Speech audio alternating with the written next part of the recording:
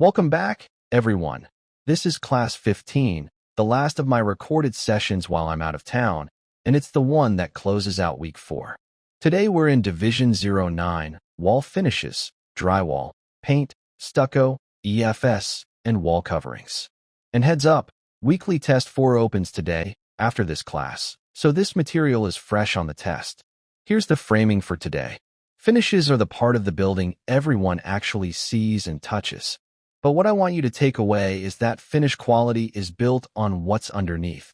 The right board for the condition, the right finish level, primer before paint, proper substrate prep. A beautiful coat of paint over the wrong board in a wet area still fails. So as a project engineer, you're checking that the right products go in the right places and that the sequence is correct, because finishes are where a sloppy job becomes very visible, very fast. We'll cover gypsum board types, drywall finish levels, primer and paint, 3-coat stucco versus EFIS, wall coverings, and the installation sequence, EFIS moisture details, and then participation assignment 15. Let's go.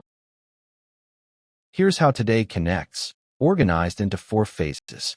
Phase 1, foundations, gypsum board types and drywall installation, including the level of finish system.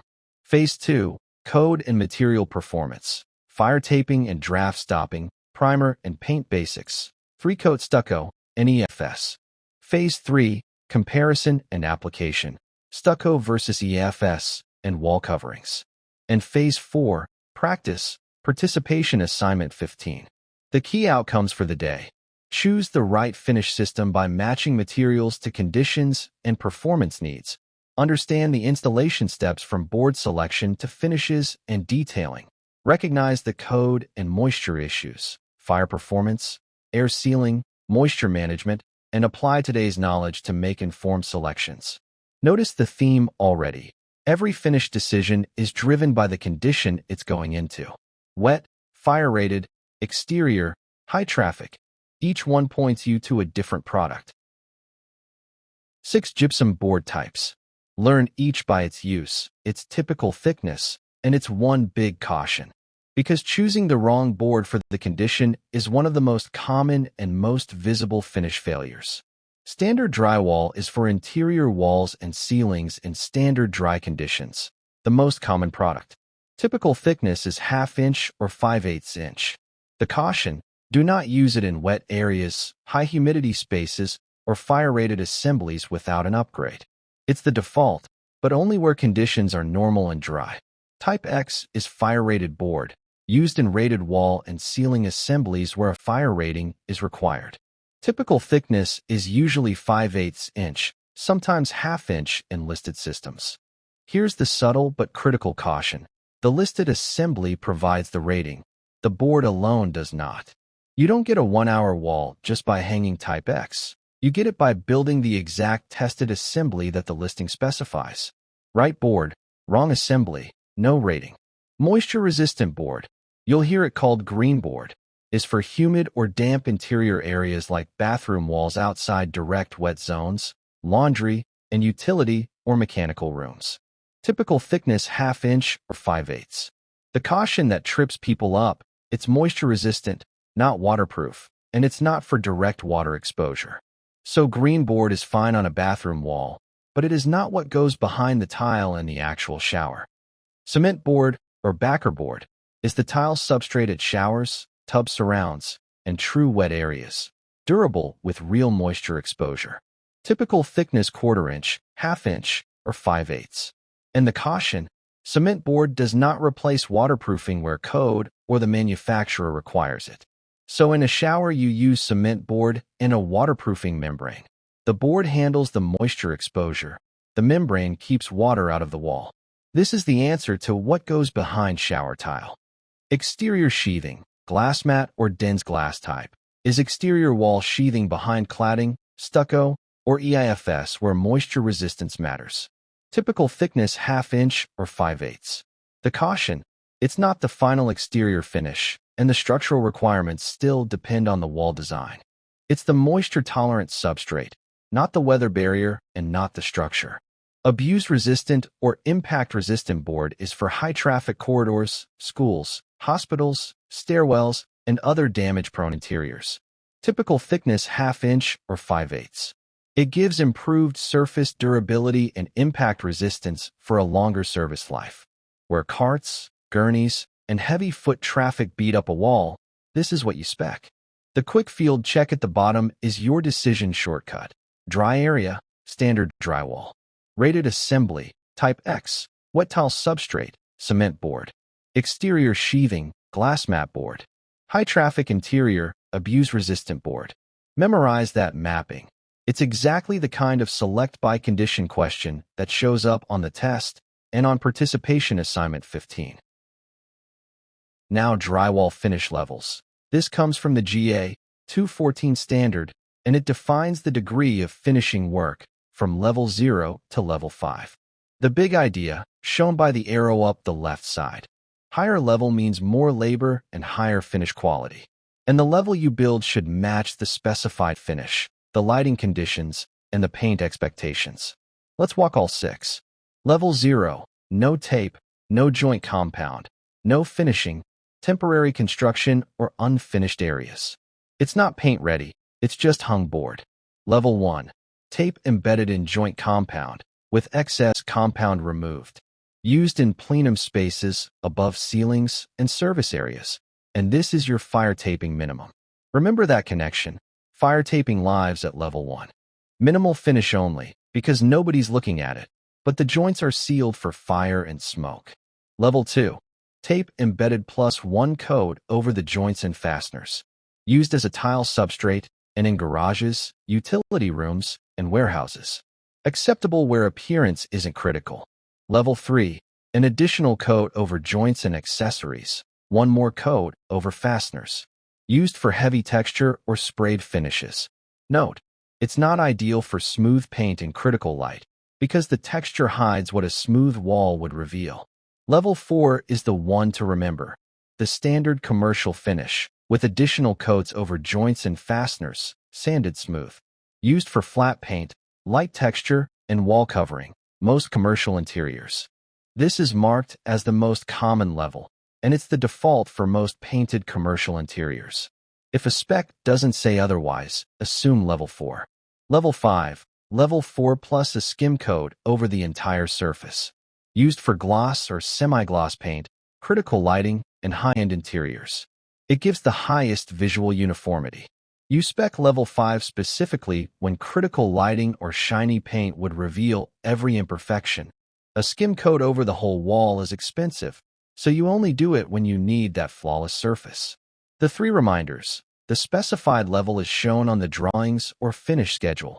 Level 4 is the common default for most commercial painted interiors, and level 5 is selected where critical lighting or shiny paint will reveal imperfections. So the practical takeaway, level 1 for fire taping in concealed spaces, level 4 as the everyday default, level 5 when the lighting and sheen demand perfection. Now primer and paint. Start with the banner across the top, because students always want to skip primer. Why primer is not optional? For reasons. Primer seals porous surfaces and evens out absorption. It improves adhesion of the finished coats. It reveals drywall defects before the top coat, so you find problems on the primer, not on your expensive finish coat. And it reduces touch-up and repaint risk. Primer first on new drywall, every time. Latex, water-based, is the most common for interior walls and ceilings, general interior, bedrooms, living areas. It's low VOC, easy cleanup with soap and water, and available in many sheens. Your everyday interior wall paint. Alkyd, oil-based, is used on trim, doors, frames, and railings, millwork, cabinets, baseboards, handrails. It gives a harder, more durable finish, but it has a longer dry time and requires solvent cleanup. Where you want a tough, smooth finish on trim, Alkyd delivers, at the cost of harder cleanup and VOC considerations. Epoxy is a high-durability coating for industrial or high-abuse areas, floors, industrial facilities, commercial kitchens, locker rooms. It's chemically resistant, and it requires proper surface prep and a compatible primer. Where chemicals and heavy wear would destroy ordinary paint, epoxy holds up. Elastomeric is an exterior masonry or stucco coating. Stucco, masonry, concrete exteriors. Its flexible film bridges hairline cracks. It's high build and water resistant, and it is not a typical interior wall paint. So elastomeric is an exterior, crack bridging, weatherproofing coating.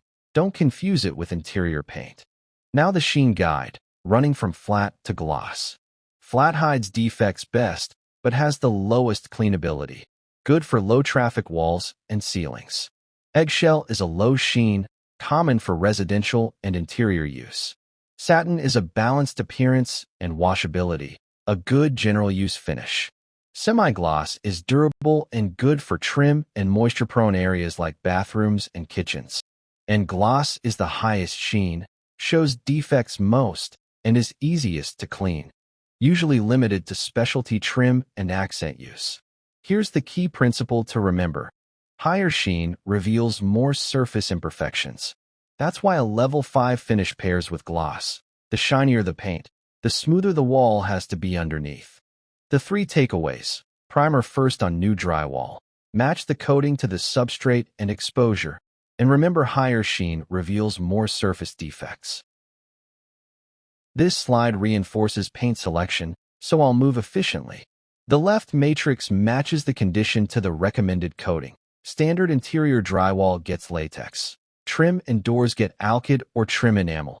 Industrial and high abuse areas get epoxy. Exterior stucco, masonry, and concrete get elastomeric. Moisture-prone interior areas get satin or semi-gloss latex. And a high-end feature wall and critical lighting gets higher-level prep, plus a carefully selected sheen. Same logic as the last slide. Condition drives coating. The 5 questions to ask, on the right, are a clean decision tool.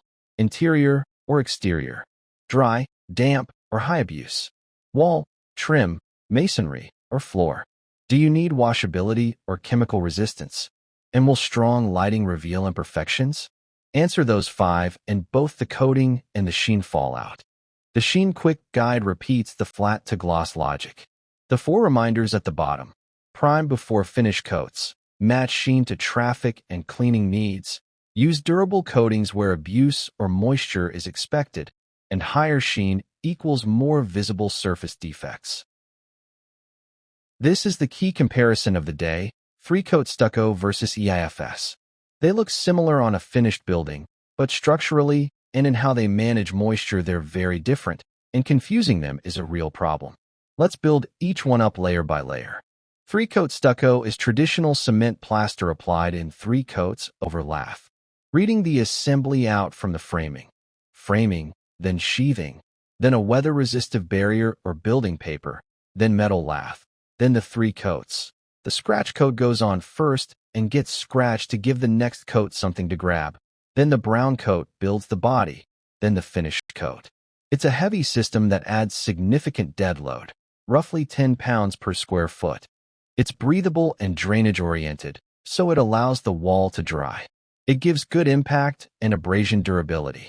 And it has little to no built-in insulation unless a separate insulation layer is added. Common on traditional exteriors and some commercial and residential facades. EIFS is a fundamentally different idea. Reading it out, framing, substrate or sheathing, an adhesive or mechanical fastener. Then, here's the key, EPS insulation board, then a fiberglass reinforcing mesh, then a base coat, then the finish coat. So EIFS is lightweight cladding with continuous insulation built into the system. That insulation board is the heart of it. It's a barrier or drainage managed system depending on the assembly, and it provides excellent thermal performance because of that continuous insulation. But it relies heavily on flashing, sealants, and detailing, and it has lower impact resistance than hard stucco and less enhanced. Common on commercial facades and energy-conscious exterior walls. It's very light, about 1 to 2 pounds per square foot, so minimal structural impact. The table lines them up. Structure. Stucco is cement plaster in 3 coats over metal lath. EFS is insulation board with a reinforced base coat and finish coat. Moisture strategy. Stucco is breathable and drainage-oriented, allows drying. EFS is a barrier or drainage system that's highly detail-dependent. Weight. Stucco is heavy, about 10 psf, adds dead load. EFS is very light, 1 to 2 psf, minimal structural impact. Insulation and R value. Stucco has little unless separate insulation is added. EFS has continuous insulation with R value built into the system. Crack behavior. Stucco is more tolerant of movement when properly detailed. EFS is less tolerant and requires control joints and proper detailing. Main risk. For stucco, moisture trapped behind the lath and lack of flashing at penetrations. For EFS, moisture intrusion from poor detailing and impact damage. For takeaways to lock it in, stucco is heavier, harder, more traditional. EFS is lighter, insulated, and detail-sensitive. Both require proper flashing and joints. And, most important, do not confuse appearance with system type. Two walls can look identical from the street. The assembly underneath tells you which system you've actually got, and that changes the weight, the insulation, and the moisture risk. Let's reinforce that distinction with a field guide. Panel 1, for questions. Is it cement plaster over metal lath, or foam insulation with mesh? Is the wall heavy and solid sounding, or lightweight and insulated? Does the system rely on drainage behind stucco, or on barrier and detail-dependent moisture control? And is the goal traditional durability or continuous exterior insulation? For questions, and they sort the two systems cleanly. Panel 2, the quick decision matrix. If yes to traditional cement plaster appearance, metal lath, and 3 cementitious coats, heavier wall cladding, better abrasion and impact resistance, or traditional exteriors, think 3-coat stucco. If yes to foam insulation board in the assembly, mesh plus base coat plus acrylic finish, lightweight cladding with continuous insulation, commercial and energy-conscious facades, or systems requiring precise detailing at joints and penetrations, think EFS. The fastest tell, foam board and mesh equals EFS. Cement plaster on lath equals stucco. Panel 3, field clues. Stucco shows metal lath behind plaster and a thicker, hard cementitious shell. EFS shows insulation board behind the finish and a softer feel, an insulation-rich assembly. The reminder, do not rely on appearance alone. Inspect the section details and the penetrations. Panel 4, common mistakes. Calling every plaster-like wall stucco, assuming EFS always means failure. It doesn't, when it's detailed well. Ignoring flashing and sealant details, confusing finish appearance with structural makeup, and forgetting the weight and thermal performance differences. The 3 closing points. Check the assembly because the layers reveal the system.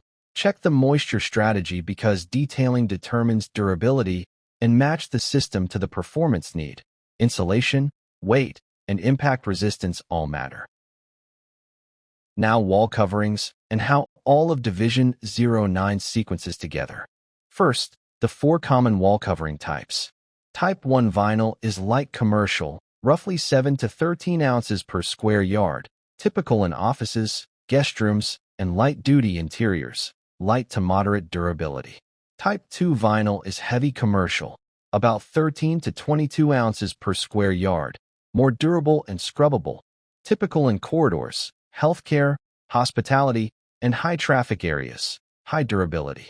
Fabric or textile is woven or textile-faced material for premium interiors such as conference rooms, executive areas, and feature walls, moderate to high durability. And specialty or acoustical wall coverings are used for unique aesthetics, acoustic control, or specialty performance. Durability varies by product. The installation notes carry the day's theme. Level 4 drywall finish is the minimum for most wall coverings. There's that level 4 default again. The surface must be primed, sealed, and smooth. Pattern alignment and seam layout should be planned. Adhesive type is per the manufacturer. Double cut seams only where allowed and carefully detailed. And this is the big one. Moisture or substrate defects telegraph through the finish. Telegraph means a bump or stain underneath shows right through the wall covering. So any defect you leave in the substrate becomes visible in the finished wall. And here's the whole Division 09 sequence in 9 steps. This is exactly what Participation Assignment 15 asked you to put in order. so pay attention. Step 1. Metal framing rough-in.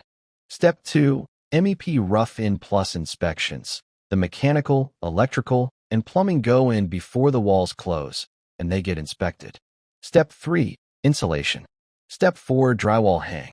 Step 5. Taping and finishing, levels 1 through 3.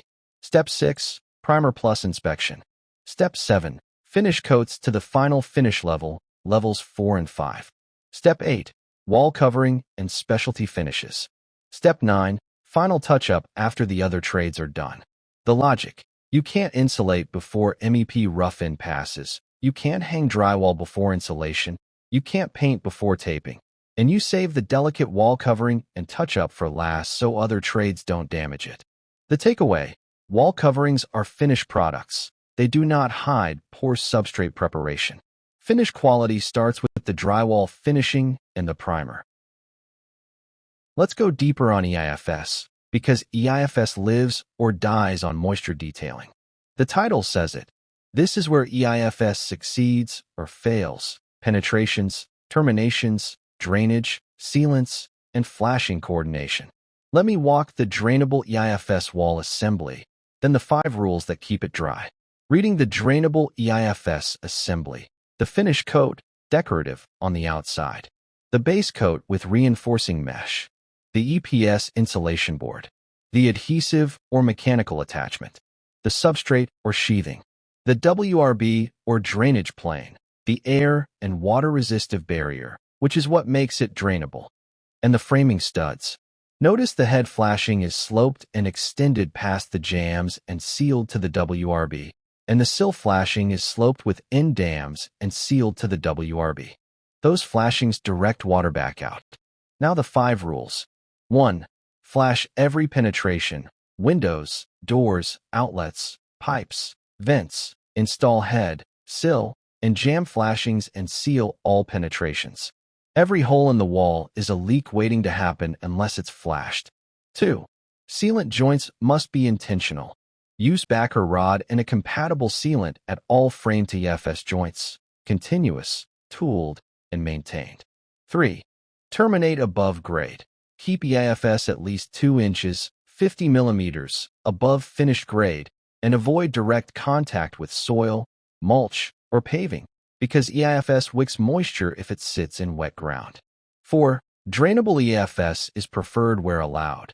It includes a WRB and drainage plane and a weep system to manage incidental water and promote drying. 5. Coordinate transitions, roof wall, decks, attachments, expansion joints, and dissimilar materials must be flashed and sealed properly. The warning sums up the EIFS reputation honestly. Most failures come from poor flashing, missing sealant maintenance, or bad terminations, not from the finish appearance itself. EIFS got a bad name decades ago from moisture failures, but those were detailing failures, and modern drainable EIFS with proper flashing performs well. Your field checklist. Inspect joints. Backer rod and sealant continuous and intact. Verify flashing laps. Proper slope. End dams. Lapped over the WRB. Check sealant compatibility. EIFS compatible sealants and primers. And confirm drainage and termination. Weep system clear and EIFS terminated above grade. Here's participation assignment 15. The wall finish system selection exercise. 5 tasks, applying everything from today. Task 1. Select the correct gypsum board type for each of 5 wall conditions. Wet, fire-rated, exterior, standard interior, and abuse area. Use the field check mapping. Cement board for the wet tile substrate. Type X for the rated assembly. Glass mat for exterior sheathing. Standard for dry interior. Abuse resistant for the high traffic area. Task 2. Specify the correct drywall finish level for each of 4 finish conditions described. Remember level 1 for fire taping. Level 4 as the default for most painted commercial work. Level 5 where critical lighting or gloss paint demands a flawless surface. Task 3. For 3 paint scenarios, select the appropriate paint type, latex, alkyd, or epoxy, and the sheen level, matching coating to substrate and exposure. Task 4. Given 2 exterior wall scenarios, Determine 3-coat stucco or EFS and justify your selection. Use the weight, insulation, and moisture strategy differences. And Task 5. Sequence the 9 Division 09 installation steps in the correct order. The framing through touch-up sequence we just walked. The skills you'll apply, listed on the right. Material selection, finish level selection, paint and sheen matching, exterior system comparison, and construction sequencing. Think like a field professional. Match the system to the condition, the performance need, and the installation sequence. Everything you need is in this recording. Submit on Canvas before today's deadline. And here we are at the end of week 4. For things to close out. First, complete participation assignment 15, the wall finish system selection exercise, due before today's deadline. Second, and this is the top priority, weekly test 4 opens now and is due Sunday, June 21st. It's 70 to 75 questions, 2 attempts, and it covers the whole week. Insulation, doors and frames and hardware, windows and glazing and curtain wall, drywall types, finish levels, paint, stucco, and EFS. That's 4 classes of material, so start early and use both attempts wisely. Don't leave it for Sunday night. Third, Quiz 12, drywall, paint, stucco, and EFS, opens today, and gypsum board type selection and drywall finish levels appear consistently on tests, so drill those. Fourth, week 5 begins Monday, June 22nd. Tile and flooring, acoustical ceilings, specialties and equipment, and special construction and conveying, and the final integration class Thursday, June 25th, with the final exam Monday, June 29th.